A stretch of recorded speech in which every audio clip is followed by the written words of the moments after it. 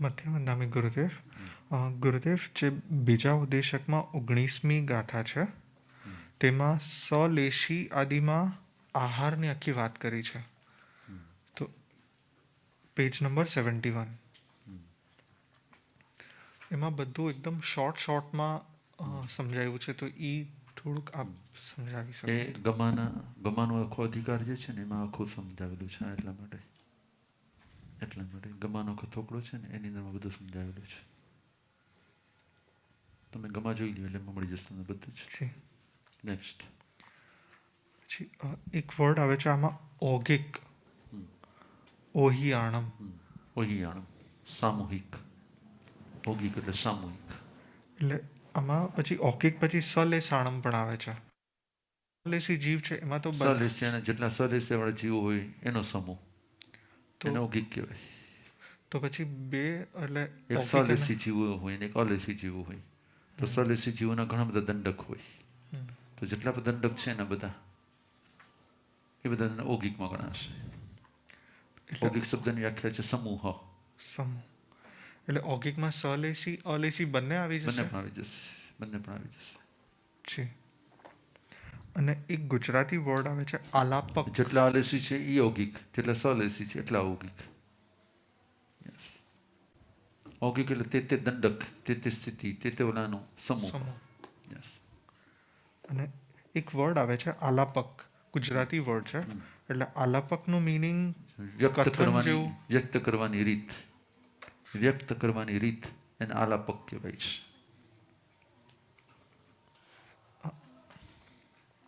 અહીંયા પાછળ છે ને વિવેચનમાં 6 દંડક બ્રેકેટમાં આલાપક કીધું છે. તો દંડકનું મિનિંગ પણ આલાપક. 6 દંડકને વ્યક્ત કરવાની રીત.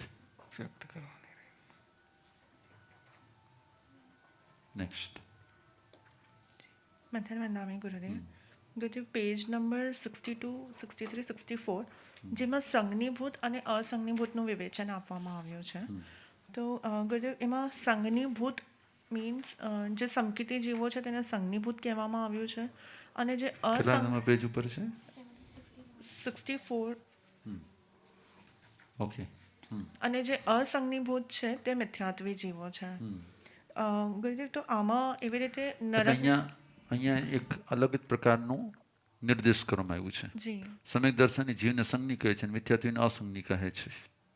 સંજ્ઞીભૂત શબ્દના અહીંયા આવા અર્થ પણ કરવામાં આવેલા છે. અહીંયા સત્યને પામેલા તે સંજ્ઞીભૂત અને સત્યને જે પામ્યા નથી તે અસંજ્ઞીભૂત. જે સત્યને પામેલા હોય તે સંજ્ઞીભૂત એટલે સમજદાર છે તે સંજ્ઞી. એમ આપણે કહીએ ને કે આને તો મગજ જ નથી, એટલે આનામાં કંઈ સમજ જ નથી. વર્તમાનમાં જે નારકી છે તે સંજ્ઞી છે, તે સંજ્ઞીભૂત છે. જે અસંજ્ઞી છે તે અસંજ્ઞીભૂત છે. એટલે જે વર્તમાનના નારકીઓ જે છે એની વાત છે આની અંદરમાં. જે નારકી પૂર્વભૂમ અસંજ્ઞી પંચેન્દ્રિય હોય તે સંજ્ઞીભૂત છે. જે પૂર્વભૂમ અસંજ્ઞી પંચેન્દ્રિય હોય તે અસંજ્ઞીભૂત છે. કેમ કે જ્યારે જન્મે ત્યારે પ્રથમ સમય જે હોય ત્યારે સંજ્ઞીનો પ્રથમ સમય પણ સંજ્ઞીભૂત હોય અને અસંજ્ઞીનો પ્રથમ સમય પણ સંજ્ઞીના ભાવમાં આવવા છતાં પણ અસંજ્ઞીભૂત હોય. એટલા માટે અહીંયા પર્યાપ્ત અને અપર્યાપ્ત એવો અર્થ પણ કરેલો છે. એટલે એક જ શબ્દને અલગ અલગ ક્ષેત્રમાં અલગ અલગ પ્રશ્નના જવાબમાં અલગ અલગ રીતે એને વ્યક્ત કરવાની એક કળા છે. તો આમાં પ્રશ્ન એ છે કે આમાં વિવેચનમાં એવું આવે છે કે જે સંજ્ઞી જીવો છે, સંજ્ઞીભૂત જીવો છે, એ લોકો મહાવેદનાનો અનુભવ કરે છે, મહાદુઃખનો અનુભવ. અહીંયા તમારે સંજ્ઞીભૂત શબ્દની વ્યાખ્યા એ કરવી કે જેને અનુભવ થાય છે સંજ્ઞીપણાનો તે સંજ્ઞીભૂત છે. જેમ કે તમે અત્યારે અહીંયા બેઠા છો અને બેઠા બેઠા તમારી ફિંગર એમને ચાલી રહી છે, તો એ મનપૂર્વક નથી ચાલતી, એ ઓગ સંજ્ઞાથી ચાલી રહી છે. બરાબર? એ તમારી કોઈ પણ પ્રકારની બુદ્ધિથી નથી ચાલતી. બેઠા છે તમે ધ્યાનમાં છે પણ તોય ત્યાં ફિંગર આમાં ચાલી રહી છે. બરાબર? તો એ જે કાંઈ પ્રક્રિયા જે છે એ કેવી છે? સંજ્ઞીભૂત પ્રક્રિયા છે કે અસંજ્ઞીભૂત પ્રક્રિયા છે? તો કે અસંજ્ઞીભૂત પ્રક્રિયા છે. એમાં કોઈ તમારું મનપૂર્વકની કોઈ કાર્ય નથી, કોઈ ક્રિયા નથી. એમ સંજ્ઞીભૂત એટલે શું? જેમાં તમે ભળી ગયેલા છો, જેમાં મન ભળેલું છે, જેમાં મન અનુભવ કરી રહ્યું છે, જેમાં મન વેદન કરી રહ્યું છે, જે તે સ્થિતિઓનું તે સંજ્ઞીભૂત.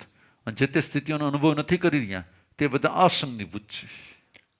તો માનો કે નરકના નારકી પણ જે છે, તો નરકના નારકી કેવા છે? તો કે સંઘનીભૂત જે છે, બરોબર. તો બનતું શું? એક નરકમાં એક સાથે 3, 4, 5, 10 વેદનાઓ ચાલી રહી છે.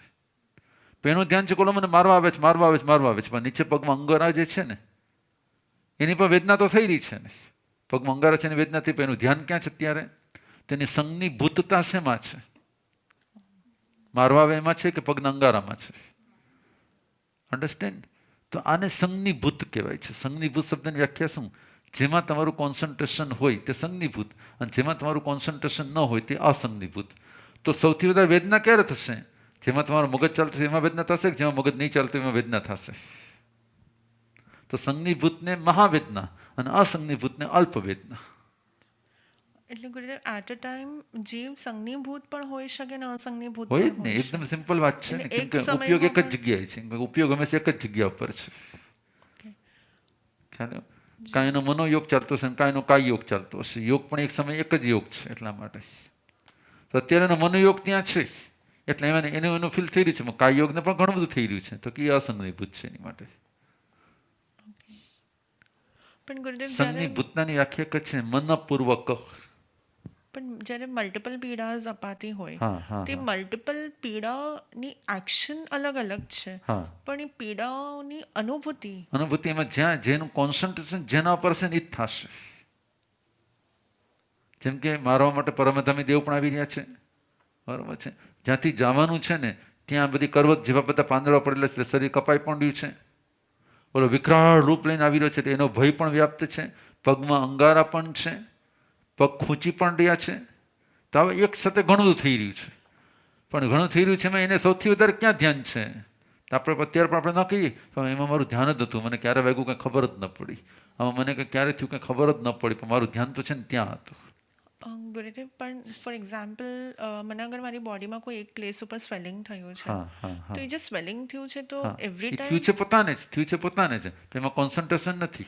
તો ગુરુદેવ એનો અર્થ એવો નથી ને કે કોન્સન્ટ્રેશન એટલે અસંઘનીભૂત વેદના છે, પણ એ અસંઘનીભૂત વેદના છે, એની સંઘનીભૂત વેદના નથી. અહીંયા એનો અધિકારી બતાવવામાં આવ્યું છે કે ઉક્ત સર્વ અર્થની અપેક્ષાથી વિચારતા સ્પષ્ટ થાય છે કે સંઘનીભૂત નારકને તીવ્ર વેદના અને અસંઘનીભૂતને અલ્પ વેદના હોય છે. સમ્યક દર્શનજીને પૂર્વકૃત પાપના પશ્ચાતાપથી માનસિક વેદના અધિક હોય છે. સંઘનીભૂતનો અર્થ સંઘનીપંચથી લઈએ તો પણ તીવ્ર અશુભ પરિણામથી, એટલે અહીંયા ઘણા બધા પછી મિનિંગ એને બતાવી દે છે. પણ મુખ્યત્વે મિનિંગ આનો શું છે? તો કે ધ્યાનપૂર્વક, સંજ્ઞાપૂર્વક.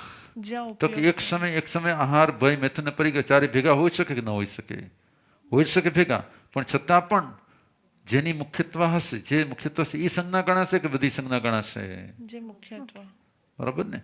જ્યારે કોઈ વ્યક્તિ પરિગ્રહ સંજ્ઞા વાળો હોય તેને સેમ ટાઈમ પર આહાર સંજ્ઞા ચાલતી તો હોય ને, પણ મુખ્યત્વે કોણ થઈ ગયું? તો કે મુખ્યત્વે અને ગૌણ રૂપે. તો ઓલું ગૌણ થઈ જાય છે અને આ મુખ્ય થઈ જાય છે. તો ગુરુદેવ અગર હમણાં જે આગમમાં જે પર્સપેક્ટિવથી વિવેચન અહીંયા સંઘનીભૂત જ ધ્યાનપૂર્વક એ જ એની વ્યાખ્યા છે. ગુરુદેવ આમાં એવું સમજાવવામાં આવ્યું છે કે જે સંકેતી જીવો છે તેઓ મહાવેદનાનો અનુભવ કરે છે, અને જે એવું એને અર્થ કર્યો છે, એવો અર્થ કર્યો છે કે પેલા 4 અર્થ કર્યા ને એટલા માટે 4 અર્થ કર્યા છે માટે. તો ગુરુદેવ આમાં વધારે ગૌણ કોને કરવું અને ઇમ્પોર્ટન્સ વધારે ઇમ્પોર્ટન્ટ જે સંઘનીભૂત છે, એટલે કે જેનું મનપૂર્વક જે થઈ રહ્યું છે, ધ્યાનપૂર્વક જેને વેદના થઈ રહી છે, જેમાં ધ્યાન વધારે છે તેમાં વેદના વધારે છે. આપણી વ્યાખ્યા આટલી જ રાખીએ આપણે. જેમાં ધ્યાન વધારે છે, જેમાં કોન્સન્ટ્રેશન વધારે છે, જેમાં એકાગ્રતા વધારે છે, જેની ઉપર ધ્યાન છે તેની વેદના વધારે છે. પરમાધામી ઉપર ધ્યાન વધારે છે તેની વેદના વધારે છે. કરવત ઉપર ધ્યાન છે તો તેની વેદના વધારે છે. પગના અંગારા ઉપર ધ્યાન છે તેની વેદના વધારે છે. જેના ઉપર ધ્યાન છે તેની વેદના વધારે છે. યસ. તો જી ગુરુદેવ, તો આના જ કન્ટિન્યુએશનમાં પ્રશ્ન એ છે કે અગર સપોઝ અગર આપણે આ કન્સેપ્ટ લઈએ, ફોર એક્ઝામ્પલ કે સમકિતી જીવો મહાવેદનાનો અનુભવ કરે છે અને મિથ્યાત્વી જીવો, સમકિતી વાળી વ્યાખ્યા કરવી જ ન જોઈએ, કરવી જ ન જોઈએ. પણ કોઈ હેતુથી એમાં બતાડ્યું હશે, કોઈ હેતુથી બતાડ્યું હશે માટે એ સંકેતવાળી વ્યાખ્યા લેવામાં આવે છે. બાકી સંઘનીભૂત શબ્દની મૂળભૂત વ્યાખ્યા એક જ છે, ધ્યાનપૂર્વક, મનપૂર્વક. સંઘની એટલે મનવાળો જીવો, સંઘનીભૂત એટલે મનપૂર્વકની વેદનાવાળા જીવો. અથવા વેદના કે શુભવાળા કે સાતાવાળા કે અસાતાવાળા કોઈ પણ. તો ગુરુદેવ આનો જે વિવેચનમાં હજી જે વધારે ડિટેલ આપવામાં આવેલી છે તે મને એવું લાગે છે કે તે ડિટેલ હોવી ન જોઈએ. ઓકે જી ગુરુદેવ. યસ. ગુરુદેવ અગર એ એક પર્સપેક્ટિવ લેવામાં આવે કે ગુરુદેવ આપે હમણાં લાસ્ટ 2 days બેક એક જે નવી સમજણ આપી કે જે સમકિતી જીવો હોય તેમનો અબાધાકાળ વેરી લેસ હોય, ઇમિડિયેટ એમને હંમેશા લેસ જ હોય. એટલે જે કેમ કે સમકિતી જ્યારે પણ કર્મ બંધ કરે ત્યાં અંતકોડાકોડી સાગરોમાંથી વધારે કર્મ બંધ કરે જ નહીં. ગુરુદેવ તો એ પર્સપેક્ટિવ આપણે આમાં અપ્લાય કરી શકીએ કે જે સમકિતી જીવો છે શું કામ મહાવેદનાનો અનુભવ કરે છે? કહી શકાય વાંધો નથી. પણ આગમમાં એને લગતું કોઈ પણ ક્લિયર ઓલું નથી. આગમમાં શું બતાવ્યું છે? નિર્યાણમ સવે સંવેણ ગોમનો નઠે સમનઠે સેકન્ઠેમ ઉચ્ચઈ નિર્ય દુવ્યપનતા સન્નિભુજાય અસન્નિભુજાય તથનમ જે સન્નિભુયા તેણ મહાવેણા તથનમ જે અસન્નિભુયા તેનું અપવેણ તરગા. આટલું જ છે. તો આને ક્લિયર વ્યાખ્યા છે. આમાં બધું વિવેચન કાંઈ જરૂર નથી. મૂળ પાઠ આટલો જ છે. સંજ્ઞીભૂત ને અસંજ્ઞીભૂત, જેનું ધ્યાન છે તેના પર તે, જેનું ધ્યાન નથી તે, અથવા તો પ્યોરલી સંજ્ઞી નારકી અને પ્યોરલી અસંજ્ઞી નારકી. પણ ગુરુદેવ અસંજ્ઞીપણાનો સમય તો બહુ જ ઓછો છે. અંતર્મુખ છે ને, અંતર્મુખ છે. એક સમય નથી, અંતર્મુખ છે. અંતર્મુખમાં એને સંજ્ઞી તો ન જ કહી શકાય ને, પણ નારકી તો કહી શકાય ને. નારકી પણ વેદના વાળા જ કહી શકાય ને, વેદના વગરના તો ન જ કહી શકાય ને. એટલા માટે આટલું જ બતાવ્યું છે. તો પછી આગળનું કોઈ પણ વસ્તુ વિવેચન લેવું જ ન જોઈએ, અને વિવેચન પણ ચોકડી મારી દો. એટલે ભવિષ્યમાં જ્યારે પણ આગમ બહાર પડી ત્યારે વસ્તુ કાઢી નાખવાની. નેક્સ્ટ. સંજ્ઞીભૂતના 4 અર્થ બતાવ્યા છે. મિનિંગ જ નથી એનો. મૂળ પાઠમાં આટલું જ છે, તો એનું વિવેચન એટલું જ કરો તમે.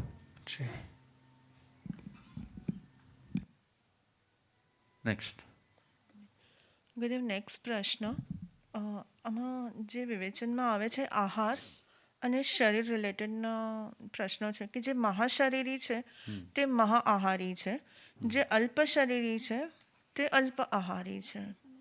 Page number page number 66. આમાં હરેક ગતિ અને જાતિના જીવો ઉપરનું આખું રિલેશન બતાડ્યું છે. તો ગુરુદેવ આમાં પ્રશ્ન એ છે કે આપણે મહાશરીરી અને મહાઆહારી, ગુરુદેવ આ કયા? એકદમ સિમ્પલ છે. જેની અવગાના મોટી છે, જેની અવગાના મોટી છે એનો આહાર મોટો છે. જેની અવગાના નાની છે એનો આહાર નાનો છે.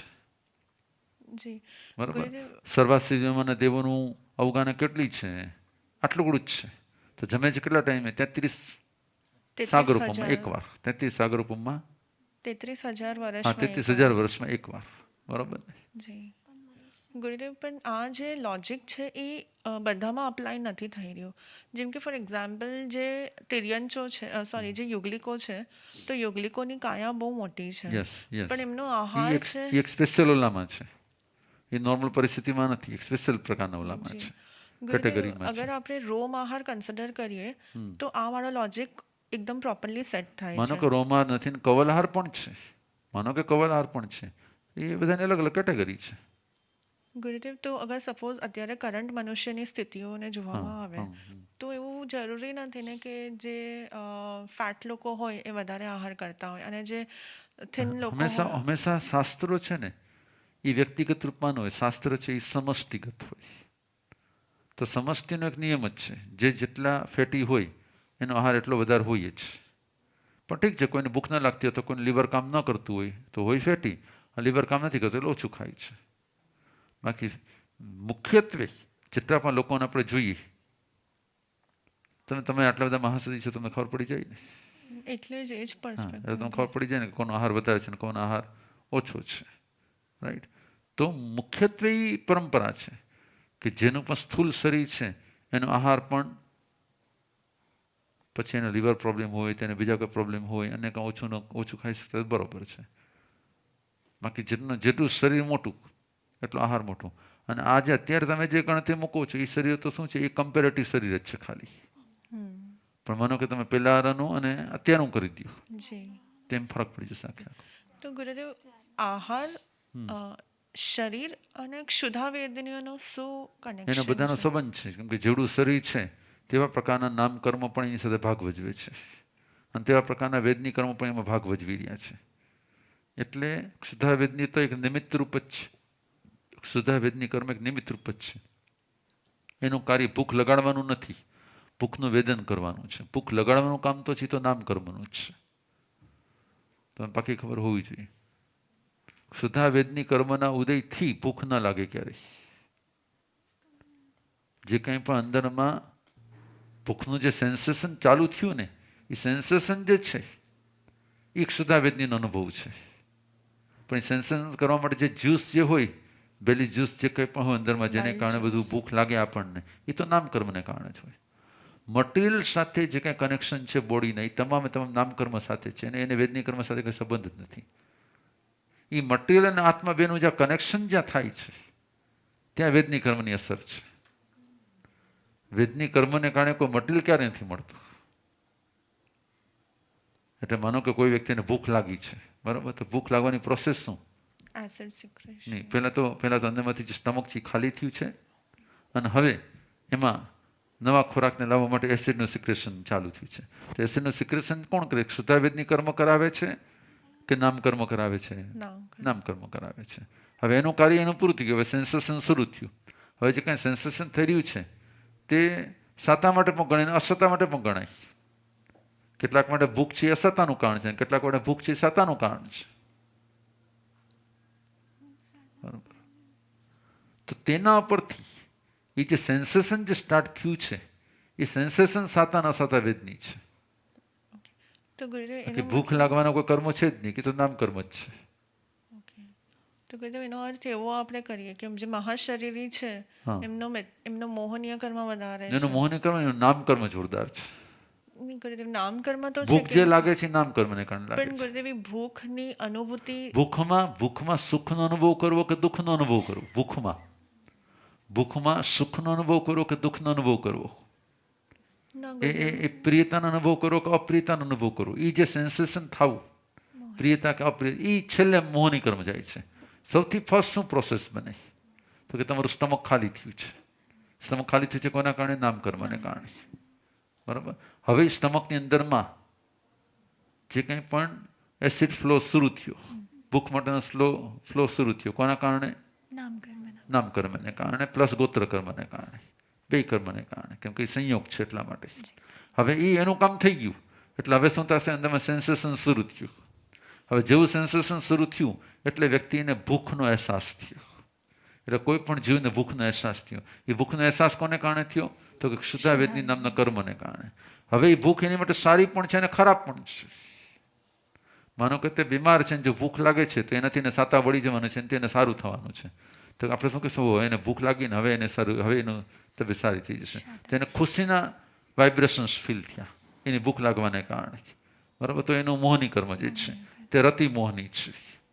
હવે તો કે એને ઉપવાસ કર્યો છે ને ભૂખ લાગી છે. અરે આ ઉપવાસ કર્યો છે ને ભૂખ લાગી ગયા તો, એટલે એની ભૂખ છે ને કેવી લાગે છે? પ્રિય લાગે છે કે અપ્રિય લાગે છે?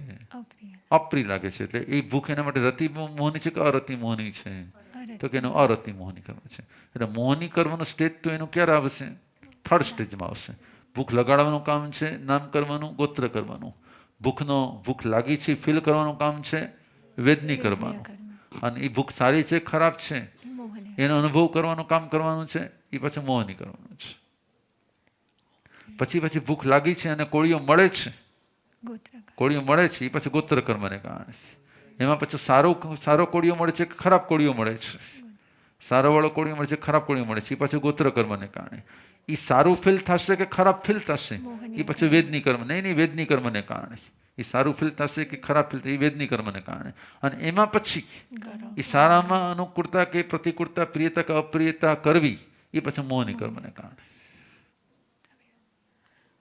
ગુરુદેવ, આમાં છે આપે સમજાવ્યું કે જે પેટમાં એસિડ રિલીઝ થાય, હા, એ રિલીઝ થવું મટીરિયલ છે. તો એ કયું નામ કર્મના કારણે? નિર્માણ નામ કર્મ. નિર્માણ નામ કર્મ. કેમ કે એને બોડીનું નિર્માણ કરવાનું છે. નિર્માણની પ્રક્રિયા શરૂ થઈ છે એટલા માટે. આખી જિંદગી છે નિર્માણ નામ કર્મ કામ કરતું હોય, ધ્રુવ ઉદય ચાલતો હોય એનો. ગુરુદેવ તો જે આહાર પ્રત્યે ફોર એક્ઝામ્પલ જે રૂટીનમાં વાપરી રહ્યા છે હા જે કંઈ 12:30 વાગે એટલે મારે હવે લંચ લઈ લેવાનો છે ફોર એક્ઝામ્પલ, તો એમાં કોઈ પ્રિયતા કે અપ્રિયતાના ભાવ નથી. હા એવું બની શકે, પ્રિયતા પ્રિયતા ભાવ હોઈ શકે, ન હોઈ શકે, ક્ષુતાવિનો ઉદય હોઈ શકે, ન હોઈ શકે. બેલી જ્યુસ જે કંઈ જે જ્યુસ જે છે એ જ્યુસ નીકળવું હોય ને ન નીકળવું હોય, એસિડ સિક્રેશન થયું હોય ને ન થયું, એવું પણ બની શકે. પણ તો પણ ટાઈમ થયો છે એટલે જમી લેવાનો જે વિચાર આવે છે ને, જે ભાવ એને છે એ મોહની કર્મને કારણે. Yes. જમવું છે કે જમવું એ વિભાવ છે, એ સ્વભાવ નથી, આત્માનો સ્વભાવ નથી. એટલે જમવું માત્ર વિભાવ છે. પછી ગોચરી જમે કે સંસારીઓ જમે, સાધુ જમે કે સંસારી જમે, એ વિભાવ જ છે. જી. તો ગુરુદેવ આમાં છે ને બે વસ્તુ કહેવામાં આવી છે આહાર રિલેટેડ, કે એક ફ્રિકવન્સી ઓફ આહાર અને ક્વોન્ટિટી ઓફ આહાર. એક એવું કહેવામાં આવે છે કે વારંવાર આહાર લેવામાં આવે છે અને ક્યારેક અલ્પ શરીરી વારંવાર આહાર કરે છે પણ ઓછી ક્વોન્ટિટીમાં આહાર કરે છે, અને જે મહાશરીરી છે તે પણ વારંવાર આહાર કરે છે પણ મહા ક્વોન્ટિટીમાં આહાર કરે છે. તમારો પ્રશ્ન શું છે? હા, તો ગુરુદેવ મારો આમાં પ્રશ્ન એ છે કે એ અગેન જે આહારની ક્વોન્ટિટી ઓછી કે વધુ હોવી, હા એ આપણા એ ઈચ્છા જાગવી કે મારે વધારે આહાર લેવો છે કે ઓછો આહાર લેવો છે, તો એ મારા ક્ષુધા વેદની ઉપર ડિપેન્ડ કરે છે કે તે વેદની અને મોહની વેદ ઉપર? મોહની બે, સુધા વેદની અને વેદન કરવા માટેનું જે મોહની કર્મ જે છે એ પાછું ઓલું વેદ મોહની નથી. હા, એ નહીં. આને પાછું વેદ મોહની અલગ કહેવાય છે. જે સાતા વેદનીના વેદન વખતે જે મોહની કર્મ જે જાગી, સાતા કે અસાતાના વેદન વખતે, એને પણ વેદ મોહની કહેવાય છે. તે વેદ મોહની કારણે એને અસર થાય આવી હતી. તો ગુરુદેવ અગર આ આખા આરાના રિલેટેડ અગર આપણે જોઈએ તો જે પૂર્વના આરાઓ જે હતા એમાં બધાની હાઈટ બહુ મોટી મોટી હતી, હતી, આયુષ્ય પણ મોટા આયુષ્ય પણ લાંબુ હતું, તો એ લોકોનો આહાર ઓછો હતો. તો શું આપણે એવું કન્સિડર કરીએ કે એ લોકો લેસ મોહનીયવાળા હતા અને હવેની જે એવું આપણે 100% સ્થિતિઓ કહી છે? શકીએ, એવું આપણે 200% કહી શકીએ, 100% નહીં 200% કહી શકીએ. એ સબ્જેક્ટમાં તમારું ચિંતન રાઈટ છે કે અલ્પ, કેમ કે આગળમાં શબ્દ જ આવે છે કે એના કસાયોની મંદતા છે, એના મોહની મંદતા છે, એના વિવાહની મંદતા છે, એમ જ કહી શકાય. ફૂડની ક્વોન્ટિટી વધારે કે ઓછી જે છે એમાં લોભ મોહનીય રોલ પ્લે કરે? ના ના ના, એમાં લોભ મોહની કરતાં પણ ક્વોન્ટિટી વધારે કે ઓછી તે તેના અંદરના એસિડ પ્રમાણે કરી રહી છે. એસિડ પ્રમાણે ડિમાન્ડ થઈ રહી છે. એને ભૂખ લાગી છે કે નથી લાગી, હજી વધારે ભૂખ છે, હજી ભૂખ નથી, એમ કરીને. એટલા માટે બાકી આમ ગણો તો બધું સાપેક્ષ જ હોય, સમયની પ્રક્રિયા હોય. એટલે આ સમય આ થયું તો આ સમય આ થયું તો આ સમય આ થયું તો આ સમય આ થતું હોય. બધું એક સાથે યુગાંતર જ ચાલતું હોય. યુગ આ પગામ છે, આ પગામ છે, આ પગામ છે, આ પગામ છે. નેક્સ્ટ. મધ્યમ વંદામી ગુરુદેવ, પેજ નંબર 73 પર સંસાર સંસ્થાન કાલ આવે છે. અશૂન્ય, મિશ્ર અને શૂન્યકાળ. તો એમાં મનુષ્ય કમ્પેરિઝન છે કે મનુષ્ય, નરક, દેવતા અને તિર્યંશ. તો મનુષ્યનું સૌથી ઓછું છે સંસાર સંસ્થાન કાળ, નરકનું એનાથી વધારે છે અને દેવનું એનાથી વધારે છે અને તિર્યંશનું વધારે છે. તો તિર્યંશ મનુષ્યનું સમજાય છે, પણ જે નરક અને દેવનું, નરકનું ઓછું અને દેવનું વધારે છે, તો એનો મતલબ એમ થયો કે નરકમાં ઓછો સમય કોઈ પણ રહ્યા છે. સ્વભાવતઃ આત્મા, મૂળ સ્વભાવતઃ આત્મા પોતાના સ્વભાવમાં જ વધારે રહે છે. નિમિત્તો એને વિભાવમાં લઈ જાય છે, નિમિત્તો એને વિભાવમાં લઈ જાય છે. સ્વભાવમાં રહેવાવાળો આત્મા દેવલોકના જ આયુષ્યનો બંધ કરે છે અને વિભાવમાં જવાવાળો આત્મા નરકના આયુષ્યનો બંધ કરે છે. તો તમે જોયું છે પાણીને ગરમ કરો તો એટલી વાસી ગરમ રહીએ, પછી એના નોર્મલ ટેમ્પરેચર પાછું આવી જાય કે ના આવી જાય. તમે પણ પોતાની લાઈફમાં જોઈ શકતા હશો કે ગુસ્સા માટે તમારે મિનિટો વધારે મળે કે નોર્મલમાં તમારી મિનિટો વધારે મળે, રાઈટ? તો જે નરકના કારણો જે બતાવ્યા છે, પંચેન્દ્રિયનો વધ, આ તે, એ શું બધા જ જીવો કરી શકે છે? નથી કરી શકતા. પણ દેવલોકના જે કારણો જે છે, સરાગ સંયમ, સંયમ સંયમ, અકામ નિર્જરા, તો કે બધા કરે છે. એકેન્દ્રિયો પણ કરે છે અને પંચેન્દ્રિયો પણ કરે છે. એટલા માટે દેવલોકમાં રહેવાનો સંસાર સંચિતના કાળ વધારે છે અને નરકનો સંસાર સંચિતના કાળ ઓછો છે.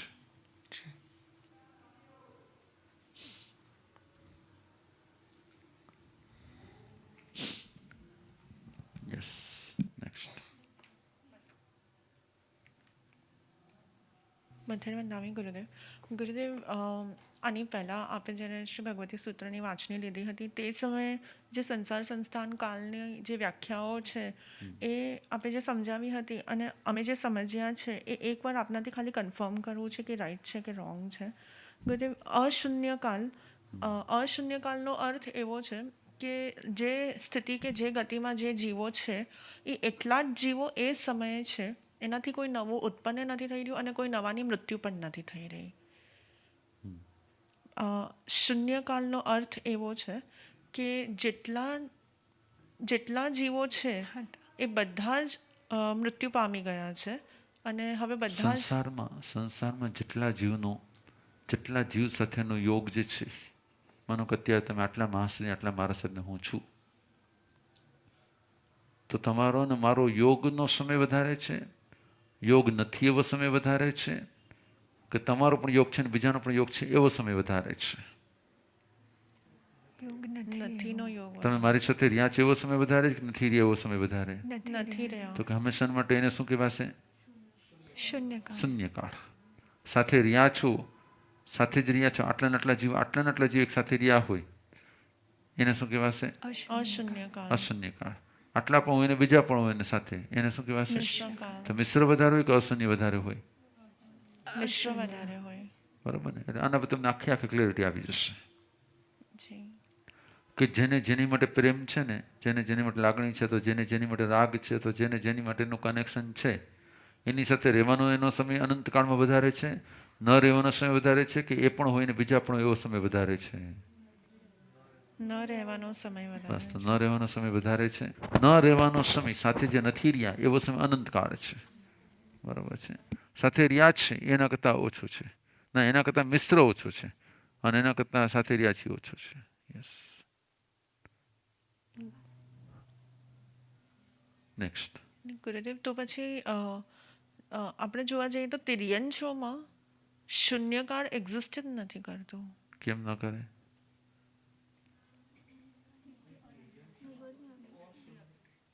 નિગોદની અપેક્ષાએ. બરાબર છે. અગર આપણે શૂન્યકાળ જોવા જઈએ કે વિયોગનો સમય વધારે છે, બરાબર છે. તો તિર્યંશમાં એવું નથી એ એક્ઝિસ્ટ. ભગવાન તિર્યંશ સંસારના કેટલા પ્રકાર છે તેણે બતાવી દીધું. અશૂન્યકાળ ને મિશ્રકાળ બે જ છે એની અંદરમાં. એની અંદરમાં શૂન્યકાળ છે જ નહીં. કેમ શૂન્યકાળ કેમ નથી? કે જેટલા જીવો છે એ ન જ હોય અને એની સાથે જીવન, એવું તો એની સાથે ક્યારે એવું બનતું જ નથી. એટલે લોકો નિરંતર એવા જ જીવોની સાથે એની ઉત્પત્તિ કેમ કે થયા અનંત જીવો છે, અનંતતા જીવો છે, એની સાથે એની ઉત્પત્તિ થવાની જ છે. પણ મનુષ્યમાં એવું થશે કે આ કોઈ ન હોય ને એવા મનુષ્ય હોઈ શકે, પણ તિરંજ બતાવું ક્યારે થાય નહીં ને. એટલે તિરંજમાં ક્યારે શૂન્યકાળ હોય જ નહીં. ગુરુદેવ, તો બ્રોડલી જોવા જઈએ તો એક જીવની અપેક્ષાએ એક જીવની અપેક્ષા કે આખી ગતિની અપેક્ષા બે બતાવ્યું છે આની અંદર.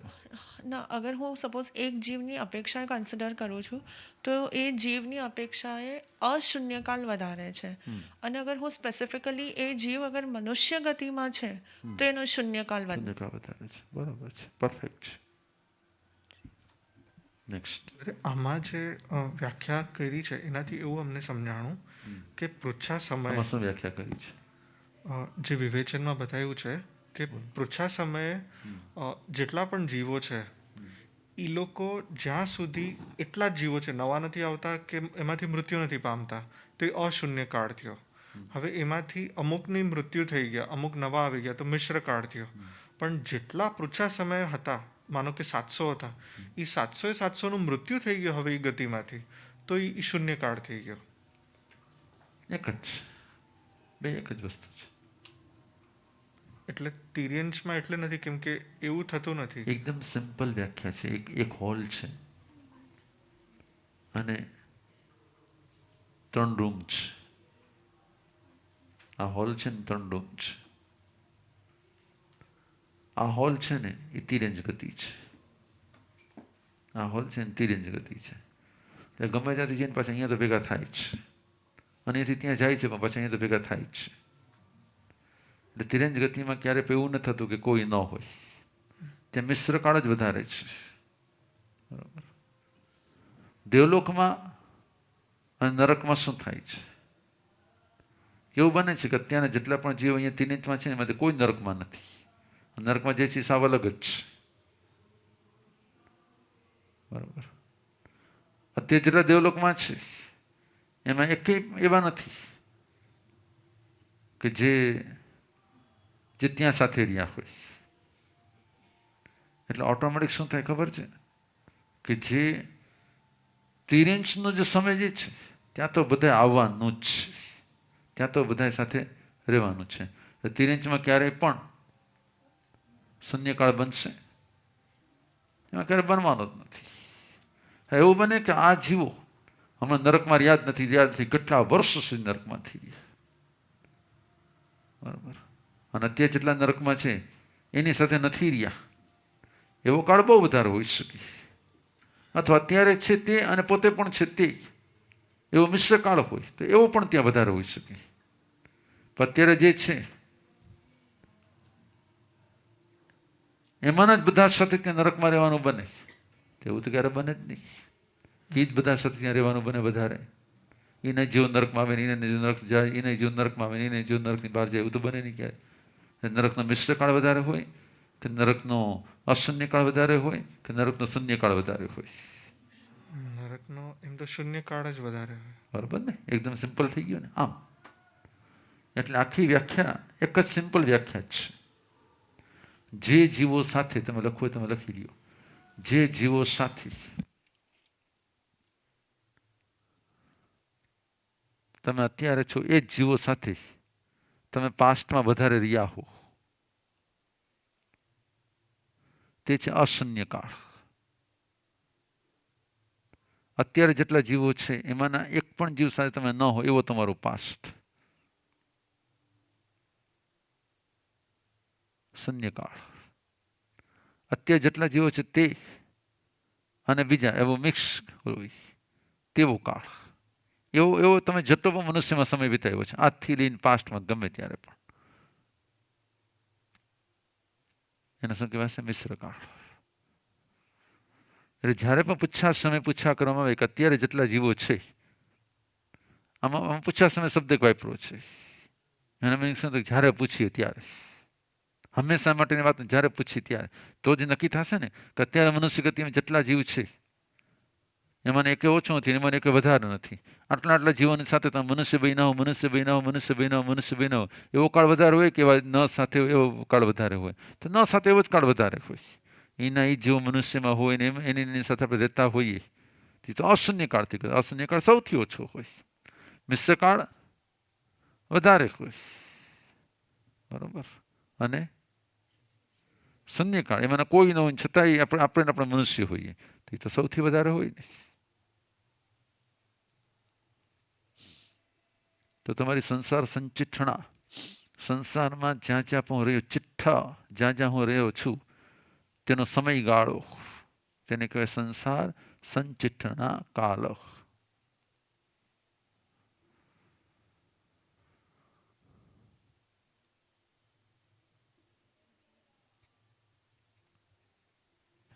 આ બતાવવાનું મૂળભૂત હેતુ શું છે? આ બતાવવાનું મૂળભૂત હેતુ એ છે કે કરેલા કર્મ પ્રમાણે જીવને ગતિ મળે છે.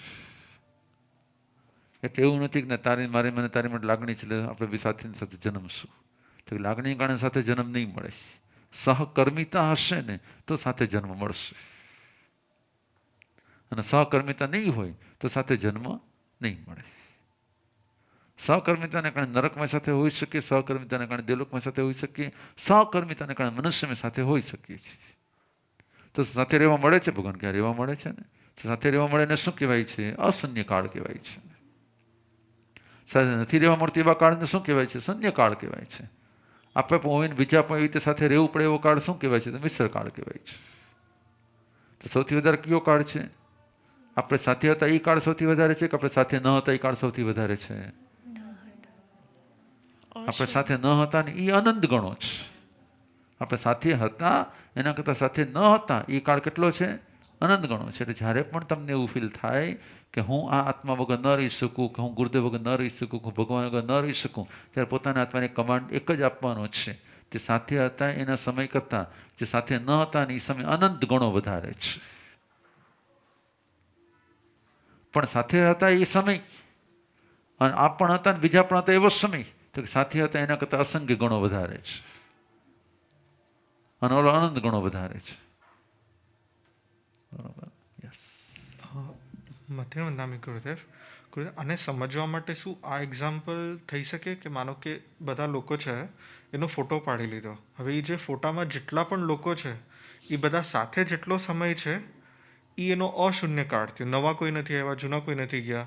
એમાંના કોઈ ઓછા થવા લાગ્યા, કોઈની ડેથ થઈ ગઈ, અથવા તો નવા કોકનું બર્થ થયો, તો એ મિશ્ર કાળ.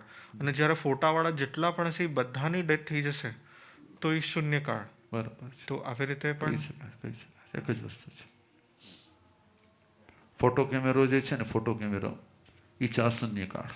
સીસીટીવી જે છે ને એ છે મિશ્ર કાળ. અને એક કેમેરા નથી ને એ શૂન્ય કાળ. સિમ્પલ, તમે સમજી લે, તમે ખબર પડી જશે. ફોટો કેમેરામાં જેટલા જ ફિટ થઈ ગયા, એકવાર ક્લિક થઈ ગયું, ક્લિક, બસ, હવે કાંઈ નથી. સીસીટીવીમાં શું છે, જેટલા આવે, આ આવે, તે આવે, જે કાંઈ, એ બધું મિશ્ર કાળ. તમારા ઘરમાં સીસીટીવી લાગેલું છે એ મિશ્ર કાળ. તમારા ઘરમાં ફોટો કેમેરો છે એ અશૂન્ય કાળ. અને તમારા ઘરમાં એક કેમેરો નથી લાગેલો એ શૂન્ય કાળ.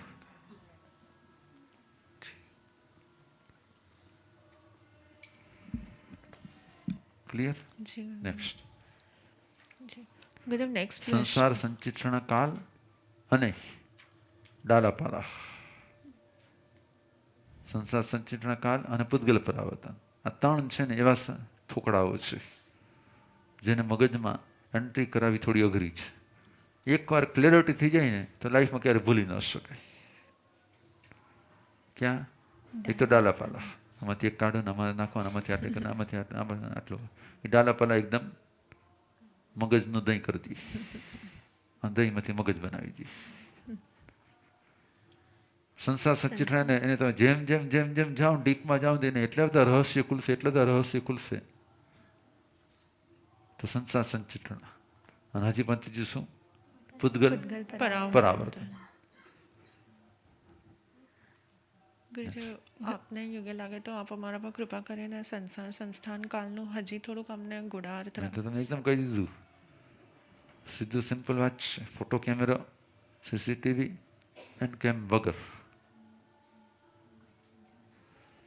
ફોટો કેમેરામાં ફિક્સ ફ્રેમ બની જાય. આટલા જ લોકોના ઘરમાં શું હોય, પોતાના ફેમિલીની ફોટો ફ્રેમ હોય. તો આ જ ફેમિલીની સાથે તમે પાસમાં રહ્યા છો એવો સમય, તમે આજે જે ફોટો ક્લિક કર્યો છે અત્યારે, અને એમાં જેટલા લોકો છે એની સાથે તમે પાસ્ટમાં કેટલી વાર રહ્યા છો એ સમય ગણી દો, તો ઓકે 10 લાખ કરોડ વર્ષ છે. બરાબર? આ પણ છે ને બીજા પણ છે. અને એ તો પછી તમે મનુષ્ય બન્યા છો, એ તો બહુ વધારે છે. પણ આમાંના એકેય નથી એવો સમય, તો એ તો એના કરતા વધારે છે. તમે મનુષ્ય છો ને એમાં એકેય નથી પાછા. તમે મનુષ્ય છો ને એ પણ મનુષ્ય છે. તમે મનુષ્ય છો ને આટલા જ મનુષ્ય છે. તો ફેમિલી રૂપે રહેવા મળે ને એવું વર્લ્ડમાં સૌથી ઓછું મળે છે. ફેમિલીને બીજા મેમ્બર સાથે રહેવા મળે ને એના કરતાં થોડુંક વધારે છે. આમાં એકેય ફેમિલી મેમ્બર ન હોય છતાં તમે મનુષ્ય બન્યા હો ને એના કરતાં આનંદ ઘણો વધારે છે. એટલે તમે આજે જેની માટે લાગણી છે, આજે જેની માટે રાગ છે, આજે જેની માટે મોહ છે, એની સાથે તમે મનુષ્ય બન્યા હોય એવો સમય તો કે સૌથી ઓછો છે જ નહીં. એના વગર મનુષ્ય બન્યા હો તો કે એવો અનંત કાળ છે. એ બધા નરકમાં સડતા હતા, એ બધા તિરંજમાં હેરાન થતા હતા, એ બધા દેવલોકમાં રહેતા હતા, અને તમે માણસ બન્યા હતા. અન્ડરસ્ટેન્ડ? ક્લિયર? યસ. એટલે કોઈનો રાગ રાખવા જેવું છે નહીં, એટલે કોઈનો મોહ રાખવા જેવું છે નહીં, એટલે કોઈની પર મમતા રાખવા જેવી છે નહીં, એટલે કોઈને મારા બનાવવા જેવા છે નહીં. અને એટલા માટે જ્યારે પણ તમને એવું થાય કે ના હું આના વગર નથી રહી શકતો, ત્યારે આપણે એકદમ યાદ રાખો, સંસાર સંચિત્રણ કાળ, હું આના વગર અનંત કાળ રહ્યો છું. આજે કદાચ મોહની કર્મને કારણે મને એના પ્રત્યે રાગ છે, અને એનું હોવું મને ગમે છે, એનું હોવું મને અંદરમાં પ્રિયતા ઉત્પન્ન કરે છે. પણ એ નહીં હોય ને, અને તો પણ હું રહ્યો હોઈશ ને, શાંતિથી રહ્યો હોઈશ ને, પ્રેમથી રહ્યો હોઈશ ને, એવો કાળ કેટલો છે? તો એવો કાંઈ એના કરતાં અનંત ગણો વધારે છે. એટલે કોઈ કોઈનું હોતું નથી, કોઈ કોઈનું થતું નથી, કોઈ કોઈનું બનતું નથી. અને બની જાય તો એના વગર રહેવાનો કાળ અનંત ગણો હોય છે.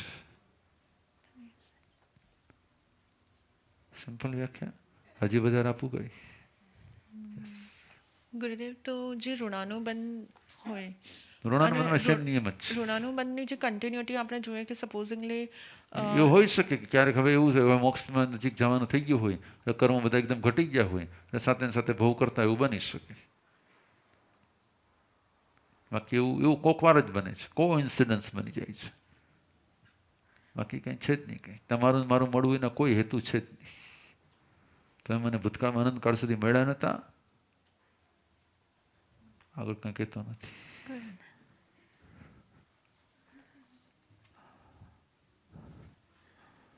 તમારા મને કોઈ ન હતું ને એવી રીતે હું સૌથી વધારે રહ્યો છું.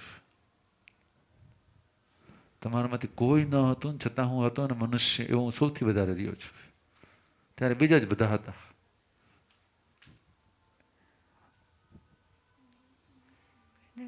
હેલો.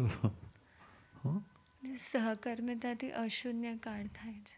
સહકર્મિતાથી અશૂન્ય કાળ થાય છે. આ આખે તમારી બરોબર છે. સહકર્મિતાથી અશૂન્ય કાળ થાય છે. બાકી કઈ હોતું જ નથી કઈ. બરોબર. ઋણાનુબંધથી ક્યારેય પણ સહકર્મિતા નથી થતી. એટલે જ્યારે જ્યારે પણ તમારું મન વીક પડે, કોક દિવસ મને હું કાલ ધર્મ પામી ગયો છું, તમને એ સમય ત્યારે ગુરુદેવ વયા ગયા, હવે આપણે કેમ રહેવાનું, તો ત્યારે આપણે પાકી ખબર હોવી જ જોઈએ શું કે આજના આંસુ એ મારો વિભાવ છે, આજના આંસુ એ મારું અજ્ઞાન છે, અને આજના આંસુ એ મારી સાધુ બન્યા પછીની પણ મોહદશા છે. હું તો નહીં જ પાડું, એ પાક્કું જ છે, પણ તમે પણ કોઈ જો પાડતા હશો તમારી મોહદશા હશે. કેમ? હું તમારી સાથે રહ્યો છું તે કાળ કરતાં હું તમારી સાથે નથી રહ્યો તે કાળ અનંત ગણો વધારે છે. તમારી ને મારી સહકર્મિતાનો કાળ સૌથી ઓછો હતો, અને તમારી મારી સહકર્મિતા નથી એવો કાળ અનંત ગણો વધારે હતો. એટલે કોઈ માટે તમે એમ છે ને કે એને મારી માટે બહુ લાગણી જ છે, તો તરત યાદ આવવું જોઈએ, યસ ભૂતકાળમાં નથી એવો અનંત કાળ છે. એટલે દરેકે દરેકની સાથે રહેવા માટેની જે સોફ્ટ કોર્નર ફિલિંગ્સ જે છે એ આત્માનો સૌથી મોટો મોહની કર્મના કારણે જન્મેલો ભ્રમ છે. એટલે કોઈનું હોવું તે ઠીક છે, પણ ક્યારેય પણ ગ્રુપ નહીં બનાવતા. હું છું તોય ભલે ને, હું ન હોઉં ને ત્યારે પણ ક્યારેય કોઈ મહાસુદ્ધિ ગ્રુપ નહીં બનાવતા. તમે જો ગ્રુપ બનીને મહાસુદ્ધિ વિચરણ કરતા હશો, મારા સાથે વિચરણ કરતા હશો, તો તમે સૌથી મોટી ભગવાનની અસાધના કરતા હશો. મને આ 4 સાથે ફાવે, મને આ 6 સાથે ફાવે, અમારું 3 જણાનું ગ્રુપ છે, તે સૌથી મોટું રોંગ છે. ઠીક છે કે એકબીજાને સંયમ સહાય બનવા માટે તમારો સમુદાય છે તો વાંધો નથી, એકબીજાની ભૂલ છુપાવવા માટે છે તો તે સમુદાય નથી, તે શું છે? તે સંસાર છે. એટલે ક્યારે પણ કોઈના ભૂલના સપોર્ટર નહીં બનવાનું. પછી મને થયું કે હું ગુરુદેવને કહી દઈશ, પછી એને એટલું દુઃખી જશે કે છે આમ થશે, મને કાંઈ પડવું નથી, એના કર્મો એ જાણે, એમ નહીં. અન્ડરસ્ટેન્ડ? એટલે ક્યારેય કોઈ માટે બહુ વધારે લાગણી હોય તો પ્રેમથી, ન હોય તો હોવાનો કોઈ વેમ નહીં રાખવાનો. સાથે જ છે તો આપણે સંયમમાં સહાયરૂપ બનવું છે, અને સાથે નથી તો એક ક્ષણ માટે યાદ નથી કરવું. કોઈને પણ યાદ કરવું, કોઈને પણ યાદ કરવું એ આપણો મિથ્યા પ્રલાપ છે. હા, કોઈના ગુણોને યાદ કરવા એ આપણો સમ્યક પ્રલાપ છે. કોઈને યાદ કરવું એટલે દ્રવ્ય યાદી છે. દ્રવ્ય યાદ તે મિથ્યા છે, ગુણ યાદ તે સમ્યક છે. કોઈ એમ કીધું પુછીન શણમ સમણા માહણા આગારીનો યા પ્રતિથિયા સે કઈ નિગંધ્ય ધર્મમાં હું અણેરી સાહુ સમીખયા. ભગવાન મહાવીર કેવા હતા? તો ગૌતમ સ્વામી કે સુધર્મા સ્વામીએ માનો કે પુછીન શણની રચના કરી, ના ભગવાન આમ હતા, ભગવાન આવા હતા, ભગવાન આવા હતા, તો તેના ગુણો પ્રત્યે અભાવ હતો. પણ ના, મારા મહાવીર સર્વશ્રેષ્ઠ હતા એવું કાંઈ નતું. એ રાગ છે.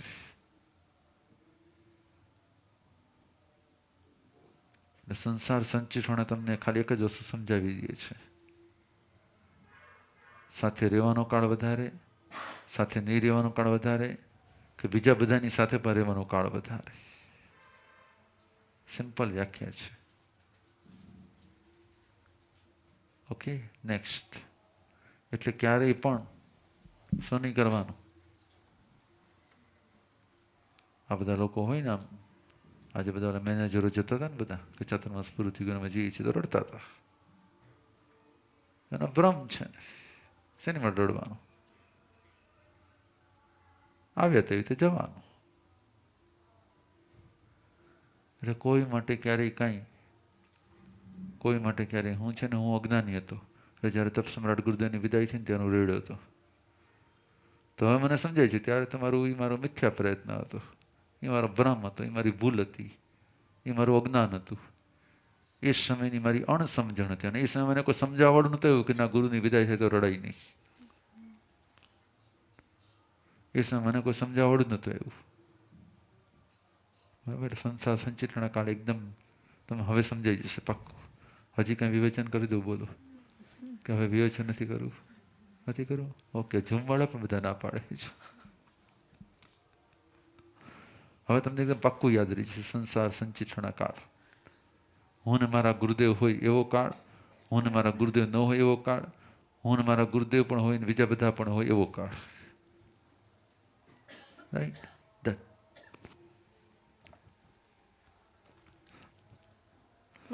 એકદમ સ્ટ્રોંગ. ગુરુદેવ, નેક્સ્ટ પ્રશ્ન છે પેજ નંબર 67, એના વિવેચનમાં વેદના રિલેટેડ. તમે લોકો આમ ઓલું સાપસીડી જેવું કરો છો. યસ. ગુરુદેવ, એક અનિદા વેદના રિલેટેડ એક પ્રશ્ન છે. ગુરુદેવ, અનિદા વેદના તે આપણે કોના કોના માટે કન્સિડર કરી શકાય? જે અનિદા વેદના જે અસંગની છે ને અસંગની માટે જ કન્સિડર કરવાનું. જી. તો ગુરુદેવ, અનિદા શબ્દની વ્યાખ્યા છે નિદાન ન થઈ શકે ને, મને આ શું થાય છે એવું નિદાન જેનું થાય તે નિદા વેદના. મને આ શું થાય છે ખબર જ ન પડે ની અનિદા વેદના. થાય છે પણ ખબર નથી પડતી. ગુરુદેવ, તો અસંગનીમાં પણ જેમ કે અસંગનીમાં ક્યારે પણ નિદા વેદના ન હોય. હા જી ગુરુદેવ. તો ગુરુદેવ, જે સ્થાવર છે, વિકલેન્દ્રિય છે અને તિર્યંચ પંચેન્દ્રિય અસંગની પણ છે. હા, તો એ બધા આમાંથી અનિદા વાળા છે, બધા અનિદા વેદના વાળા છે. કેટલા તિર્યંચ પંચેન્દ્રિય અસંગની એમને ધીરે ધીરે જો અસંગની હોય તો અનિદા વેદના છે, સંગની હોય તો નિદા વેદના છે. ગુરુદેવ, ફોર એક્ઝામ્પલ કોઈ કીડી છે, તો એ કીડીને અગર આપણે અનિદા વેદના છે. એને ક્યારે સમજાતું નથી એને શું થાય છે.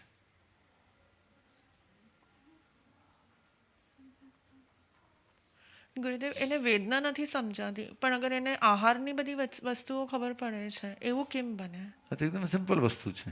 આહારની પેને ખબર પડે છે તો એવું નથી ખબર પડતી કે હવે આમ ભૂખ લાગી, હવે જમવાનો સમય થઈ ગયો, આમ છે આમ છે આમ છે. ઓગે ઓગી ઓક્ષના રૂપે એની આહાર સંજ્ઞા થાય રાખે છે. એને કોઈ સમજ નથી હોતી. બરાબર. જેમ એક ડોગને પેટ ભરાઈ ગયું, હવે શાંતિથી બેઠું છે, એને ખબર પડે છે કે હવે ભૂખ લાગી એટલે પાછા દોડો, નથી ભૂખ હવે શાંતિ બેસો. સંઘની પંચેન્દ્રિય આ બધું થાય. અસંઘની ક્યારેક કાંઈ સમજાતું જ ન હોય. જેમાં તે પણ વેજીટેબલ જેવા ઘણા બધા નથી હોતા. ગુરુદેવ, તો આ બુકના આગમના વિવેચનમાં 67 પેજ ઉપર ખાલી 5 સ્થાવર અને વિકલેન્દ્રિયને જ અનિદા વેદના છે એવું મેન્શન કરવામાં આવ્યું છે. પેજ નંબર 67માં 5 સ્થાવર અને વિકલેન્દ્રિયને જ અનિદા વેદના હોય એવું મેન્શન કરવામાં આવ્યું છે. 5 સ્થાવર અને વિકલેન્દ્રિય. બરાબર છે. એમાં તિર્યંચ પંચેન્દ્રિય અસંગનીને કન્સિડર નથી કરવામાં આવ્યું. કેટલાનો પેજ છે? Page number 67.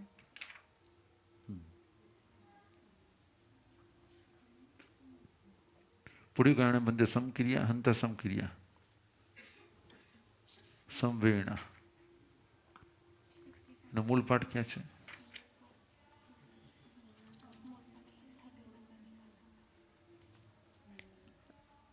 ગુરુદેવ, 13 નંબરની ગાથા પૃથ્વીકાયની છે, પણ મોર ઓફ ગુરુદેવ આ વાળો સબ્જેક્ટ શ્રી આચારાંગ સૂત્રમાં. હું તમને જ કહેવા માંગુ છું ક્યાં છે મૂળ પાઠ ક્યાં છે? પેજ નંબર 66માં ગાથાઓ છે પણ એમાં એવું કોઈ સ્પેસિફિક મેન્શન હું તમને જ નથી. કહેવા માંગુ છું એટલા માટે. તો આપણે શું કન્સિડર કરવું? પૂર્વિકાયણ વંતે સવ્ય સંવેણા હંતા સંવેણા, એક સરખી વેદના હોય.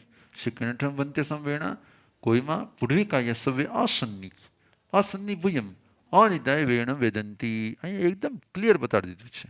પૃથ્વીકાયના જીવો અસંગની છે, અસંગની ભૂત રહેલા છે, માટે તેને અનિદા વેદના છે. તેનાઠમ વંતે સવ્ય સંવેણ, એટલા માટે બધાને એક સરખી વેદના છે. આમાં ક્યાં આવે છે કે અસંગની? ગુરુદેવ આમાં નીચે 14 નંબરની ગાથાની જે એકદમ લાસ્ટ, હા,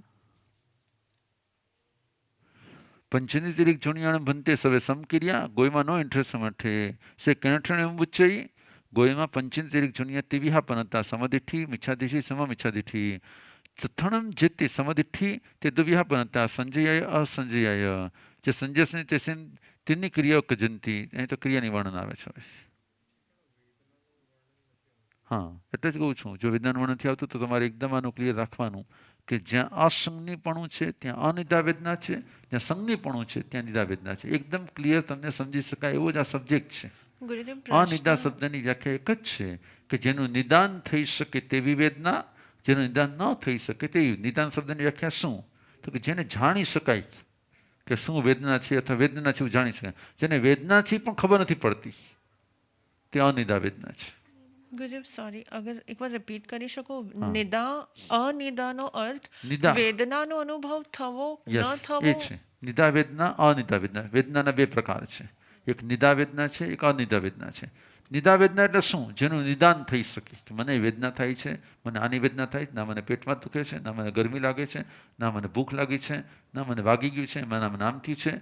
આવું જે કંઈ પણ પોતાની વેદનાનું ડિસ્ક્રિપ્શન કરી શકે, પોતાની વેદનાને જોઈ શકે, પોતાની વેદનાને અનુભવી શકે, પોતાની વેદનાને કહી શકે, પોતાની વેદનાને જાણી શકે, પોતાની વેદનાને સમજી શકે, પોતાની વેદના વેદના છે એવું સ્વીકારી શકે, તે નિદા વેદના. અનિદા વેદના જેને ખબર ન પડે એને વેદના છે એવું પણ ખબર ન પડે, પણ વેદના થતી હોય. ત્યારે વેદના થતી હોય, ક્યાં થાય છે, કેમ થાય છે, શું કામ થાય છે, કેવી રીતે થાય છે, એમ કે એની પાસે તે વેદનાનું પોસ્ટમોર્ટમ કરી શકે, એનાલિસિસ કરી શકે એવું એની પાસે મન જ નથી. રાઈટ? એટલે શું થાય? એનાલિસિસ નથી કરી શકતા. એટલે તો જેનાથી એનાલિસિસ થઈ શકે એ નિદા વેદના, જેનું કોઈ એનાલિસિસ ન થઈ શકે બધી અનિદા વેદના. ગુરુદેવ આ વેદનાનું રિલેશન ખાલી મન સાથે છે કે ઇન્દ્રિયો પણ છે? કેમ કે જેમ ઇન્દ્રિયો કે સાથે છે, પંચેન્દ્રિય થયું તો ઇન્દ્રિયો સાથે પરિપક્વ છે, થઈ ગયું છે. ઇન્દ્રિયો સાથે છે, પણ ઇન્દ્રિયો સાથે સાથે મન સાથે છે. નિદા શબ્દની વ્યાખ્યા છે મનપૂર્વક. નિદા શબ્દની વ્યાખ્યા છે મનપૂર્વક. અનિદા શબ્દની વ્યાખ્યા છે મન વગર. મન એટલે સંગની, અને મન નથી બધું અસંગની. જ્યાં મન છે ત્યાં બધું સંગની છે, જ્યાં મન નથી ત્યાં બધું અસંગની છે. જી ગુરુદેવ, ફોર એક્ઝામ્પલ એક કેળું છે, બનાના, કાચું કેળું છે. એ કાચા કેળાને બોઇલ કરવામાં આવે અને એ કાચા કેળાને ફ્રાય કરવામાં આવે છે. તો એ જે કેળાનો જીવ છે એને ક્યારેય ખબર ન પડે કે હું બોઇલ થાઉં છું કે હું ફ્રાય થાઉં છું. જી, એને એ નથી એને ખબર ક્યારેય ખબર પડી, ન પડે. પણ એને એક એમાં ઉંદરને જો કરવામાં તો ઉંદરને ખબર પડે કે હું ફ્રાય થઈ રહ્યો છું, હું તળાઈ રહ્યો છું. જી. તો ગુરુદેવ આમાં જે એની પીડાની અનુભૂતિ છે, હા, હા, એ પીડાની અનુભૂતિમાં શું એને difference? માત્ર પીડા છે એ ખબર પડે છે. એ પણ શું પીડા છે, શેની પીડા છે, શું કામ પીડા છે, એ શું પીડા છે, પીડા એટલે શું જેને ખબર નથી. તો ગુરુદેવ, તો મનુષ્યને એ કોઈ પણ લીલોતરીને તળવામાં પાપ લાગે અને લીલોતરીને કાપવામાં પાપ, કે ખાલી બોઇલ કરવામાં પાપ લાગે, તો એમાં હા. કેમ ડિફરન્સ બતાડ્યો છે? આપણે એટલામાં બતાડીએ છીએ કે તીવ્રતા અને મંદતાના આધાર પર, તીવ્રતા અને મંદતાના આધાર પર આપણે ઓલું કરીએ છીએ, આપણે નક્કી કરીએ છીએ. શાસ્ત્રમાં ક્યાં આવતું જ નથી કે તળવાથી ઓછું, નાનાથી વધારે, એવું ક્યાં શાસ્ત્રમાં આવતું જ નથી. શાસ્ત્રમાં ખાલી એટલું જ આવે છે કે 7મા વ્રતની અંદર એવું આવે છે કે દુષ્પક્વ. ખ્યાલ આવ્યો? એટલે દુષ્પક્વ એટલે કોઈ ખોટી રીતે, જે રીતે ઓલા રીંગણાનો ઓળો બનાવે છે કે ભૂઠાને જે રીતે શેકવામાં આવે છે, એ બધાને દુષ્પરિપક્વ કહેવાય છે. પણ એ જીવની પીડા રિલેટેડ નથી, એ આપણી પોતાની. ના ના ના ના ના ના ના, ખાલી સ્વાદ પર આધાર નથી, એને પીડા છે એના પર આધાર છે.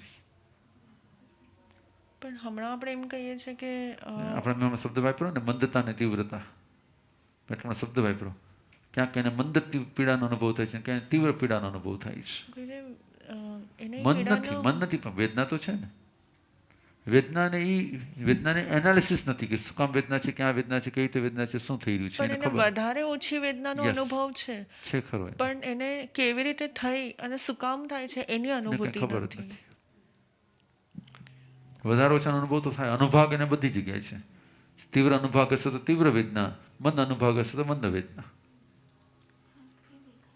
તો ગુરુદેવ જેમ એક વનસ્પતિને આપણે ખાલી ટચ કરીએ અને એક વનસ્પતિને હું જેમ catch એક્ઝામ્પલ કરું. તરીકે અત્યારે છે ને 2 ટાઈપના છોકરા છે. એક છોકરાને ખબર છે કે સ્નેક છે ને એ બાઇટ કરે ને, જેમ કૃષ્ણ છે તો મને હમણાં એક દિવસ કહ્યું હતું કે हमारे घर के पास में ना बहुत बड़ा स्नेक निकला था, इतना जहरीला स्नेक था, वो बाइट करता है तो मर जाते अपन. બરાબર.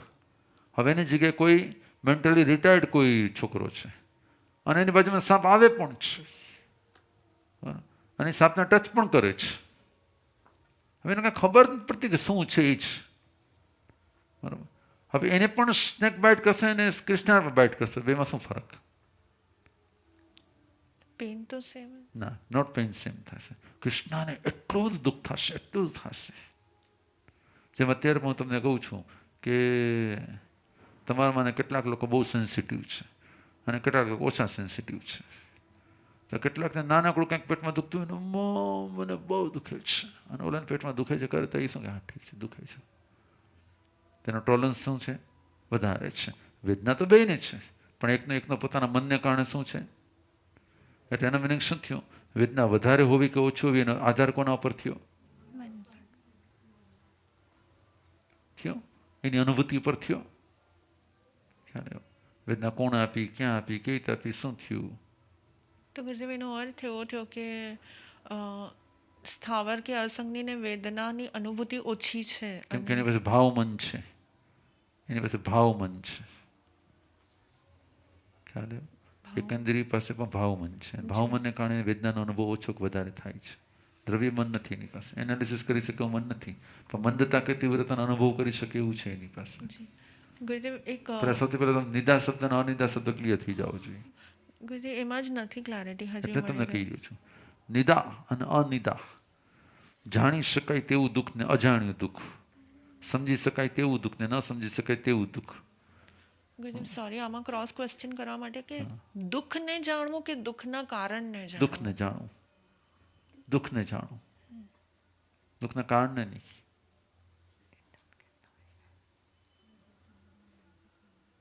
તો ગુરુદેવ જે વનસ્પતિ છે મને દુખે છે હા, એવી એને એના તો એને અનુભૂતિ પણ છે, થાય, એને પણ થાય. ઓછું છે દુઃખ, વધારે દુઃખ એ પણ એને થાય. તો ફરક શું છે તો સમજાવો. ફરક છે ને. જે નિદા વેદના વાળા છે એને કેવું દુખે છે, ક્યાં દુખે છે, કેવી રીતે દુખે છે, શું કામ દુખે છે, કોના થકી દુખે છે, કોણ દુખે છે, બધી એને ખબર પડે છે. આમાં એને કઈ ખબર જ પડતી નથી. ગુરુદેવ તો એક નાનો જન્મેલું બાળક છે, હા, એને પેટમાં બહુ દુખે છે, હા, હા. પણ એને ઈ રડ્યા જ કરે છે, રડ્યા જ કરે છે, કહી નથી શકતો કે પણ એ મને સંગની છે એટલે એને ખબર પડે છે, બોલી ન શકતી. આ એક ખાલી એક Example કમ્પેરિઝન છે. કરવા માટે હા, થઈને, હા. અને એની સામે એક બીજું 3 વર્ષનું બાળક છે હા, અને એ પણ રડે જે છે. ઈશારાથી કહે છે કે મને પેટ દુખે છે, અને બરોબર એક છે. આ ઓલું બે એક્ઝામ્પલ એકદમ સરખા એક્ઝામ્પલ છે. ઓકે. ગુરુદેવ એક સાયન્સમાં એક એવું આવે કે એક નાનો જન્મેલો બાળક હોય, અગર સપોઝ એની આંખનો પાવર પહેલાંથી જન્મથી જ અગર 4 છે, તો એ નાના જન્મથી જ એને જે દેખાય છે ને એ એમાં જ સેટ થઈ જાય છે. એને ખબર નથી પડતી કે આના કરતાં પણ કંઈક વધારે હોઈ શકે છે. બરાબર છે, બરાબર. તો એવી રીતે જ આ જીવોને પણ ખબર નથી પડતી કે એટલે આનાથી જેમાં સેટ થઈ ગયા છે ને ક્યાં રડે છે? કોઈ જોયું વનસ્પતિ રડે છે ને ચિલ્લાય છે ને કે મને દુઃખ છે એવું કંઈક કહે છે? જો કીડી કાં રડતી જ આખો દિવસ, ચિલ્લાતી આખો દિવસ કે કંઈ, એમાં સેટ જ થઈ જાય છે. એટલે એમાં તો મનુષ્ય સેટ નથી, લગ્ન પછી બધા સેટ નથી જતા. બધા ભાઈઓ હા પાડી, એકેય બહેનો હા ન પાડી, બધા ભાઈઓ હા પાડી.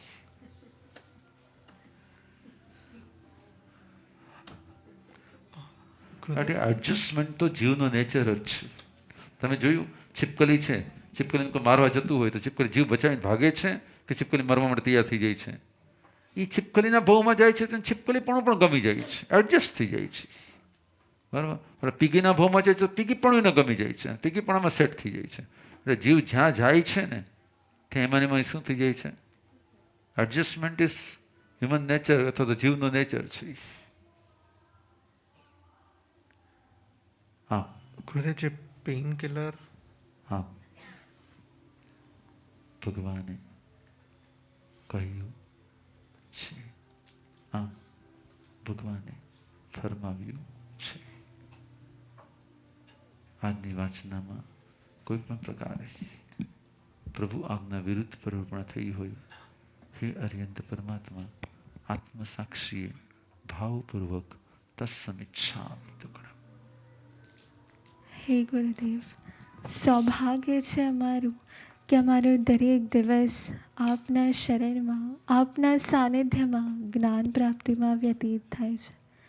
હે ગુરુદેવ, આપે જે સંસાર સંસ્થાનકાલનું સ્વરૂપ બતાવ્યું, ત્યારે આપની કૃપાથી એ જ ભાવ છે. હમણાં સુધી કદાચ શૂન્યકાળ વધારે હતું, પણ હવે આપનાથી વિપરીત કોઈ ગતિમાં પરિભ્રમણ ન કરીએ અને આપની સાથે સહકર્મિતા કરી અશૂન્યતાનું સર્જન કરી ભવો ભવ આપની સાથે જ મોક્ષ પ્રાપ્તિનો પુરુષાર્થ કરીએ એવી કૃપા વરસાવશો. આપના અનંત અનંત ઉપકારો પ્રત્યે આપના શ્રી ચરણોમાં અત્યંત વિનય ભાવથી, ઉત્કૃષ્ટ અહોભાવથી વિનય પ્રતિપત્તિ કરે છે. हमको सुनाई सबको सुहाई, धन्य है जिनवाणी गुरुवर, धन्य है जिनवाणी, धन्य है जिनवाणी गुरुवर, धन्य है जिनवाणी. तमेव सत्यं निशंकं वाणी अमृत सार है, तमेव एवमेयं भन्ते जिनवाणी सुखकार है. सदहामि भन्ते पतयामि भन्ते, रोएमि फासेमि पालेमि भन्ते. धन्य है जिनवाणी गुरुवर, धन्य है जिनवाणी, धन्य है जिनवाणी गुरुवर, धन्य है जिनवाणी. तिक्खुतो आयाहीनं पयाहीनं वन्दामि नमन्सामि सक्कारेमि सम्मानेमि कल्याणं मङ्गलं देव्यं चेयं पज्वासामि मत्थेन वन्दामि. तिक्खुतो आयाहीनं पयाहीनं वन्दामि नमन्सामि सक्कारेमि सम्मानेमि कल्याणं मङ्गलं देव्यं चेयं पज्वासामि मत्थेन वन्दामि. तिक्खुतो आयाहीनं पयाहीनं वन्दामि नमन्सामि सक्कारेमि सम्मानेमि कल्याणं मङ्गलं देव्यं चेयं पज्वासामि मत्थेन वन्दामि.